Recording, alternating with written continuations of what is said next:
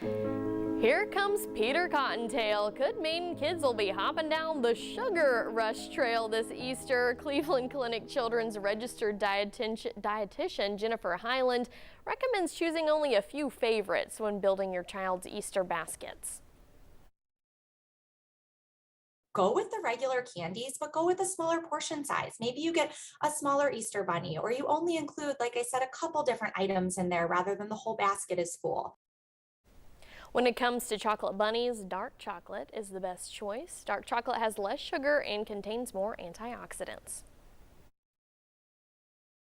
You could fill the little eggs with other things, like you could do trail mix, you could do popcorn, still giving them some candy, of course, but there might be some other alternatives that they can just snack on, and it's not going to give them as much of the sugar rush.